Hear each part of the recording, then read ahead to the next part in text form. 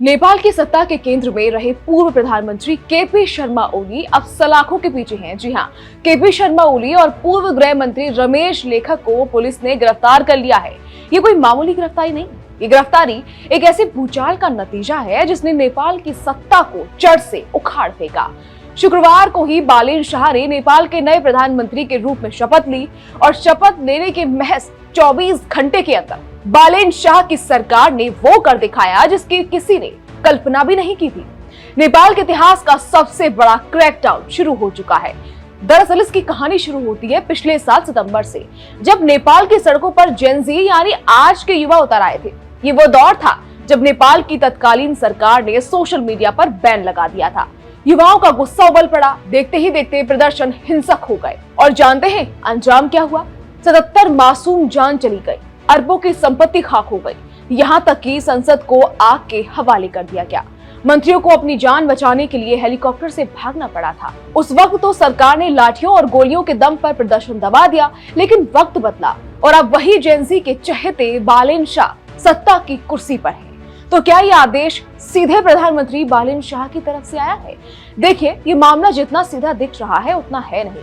सच तो ये है कि बालेन शाह के शपथ लेने से पहले ही इस एक्शन की जमीन तैयार हो चुकी थी। एक विशेष आयोग बनाया गया था जिसकी अध्यक्षता पूर्व जज गौरी बहादुर कार्की कर रहे थे।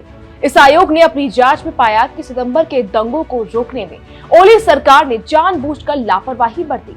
आयोग ने साफ कहा कि सरकार के पास इंटेलिजेंस इनपुट थे, उन्हें पता था कि हिंसा हो सकती है, फिर भी कार्रवाई नहीं की गई। शुक्रवार रात को जब पूरी दुनिया सो रही थी, नेपाल के नए गृह मंत्री सुडान गुरुङ और तमाम बड़े सुरक्षा अधिकारी एक गोपनीय मीटिंग कर रहे थे। पुलिस मुख्यालय में कानून और गृह सचिवों के बीच घंटों मंथन चला और जैसे ही बालेन शाह की पहली कैबिनेट मीटिंग ने कार्की आयोग की रिपोर्ट को लागू करने का फैसला लिया, वैसे ही पुलिस की गाड़ियां ओली के दरवाजे पर पहुंच गई। अब बात करते हैं कानूनी शिकंजे की।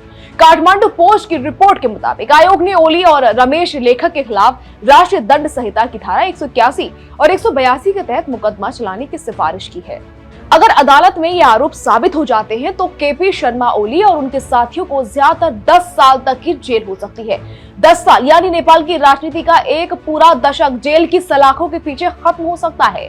इतना ही नहीं, इस लिस्ट में सिर्फ नेता नहीं है, बल्कि वो वर्दी वाले भी हैं जिन्होंने उस वक्त कानून की धज्जियां उड़ते देखी थी। तत्कालीन पुलिस प्रमुख चंद्र कुबेर खापोंग, आर्म्ड पुलिस फोर्स के प्रमुख राजू अर्याल और राष्ट्रीय जांच विभाग के पूर्व प्रमुख खुतराज थापा, इन सब का नाम इस काली सूची में शामिल है। ओली की गिरफ्तारी की गूंज सिर्फ काठमांडू में नहीं, बीजिंग में भी सुनाई दे रही है। पूरी दुनिया जानती है कि केपी शर्मा ओली का झुकाव हमेशा से चीन की तरफ रहा है। चीन ने ओली के कार्यकाल में नेपाल में अरबों का निवेश किया और ओली ने भी कई मौकों पर भारत के खिलाफ और चीन के पक्ष में स्टैंड लिया। आज जब ओली जेल में है तो चीन को अपना सबसे बड़ा मोहरा खोने का डर सता रहा है। क्या बालेन शाह की सरकार अब चीन के प्रोजेक्ट्स पर भी कैंची चलाएगी? ये वो सवाल है जिसने बीजिंग की नींद उड़ा दी है। इस पूरी कार्रवाई के बीच नेपाल के नए गृह मंत्री सुडान गुरुङ का एक पोस्ट सोशल मीडिया पर वायरल हो रहा है। उन्होंने एक तस्वीर शेयर की है जिसमें वो पशुपति आर्यघाट पर एक ऐसे युवा के पार्थिव शरीर को श्रद्धांजलि दे रहे हैं जिसने जेन ज़ी आंदोलन में अपनी जान गंवाई थी।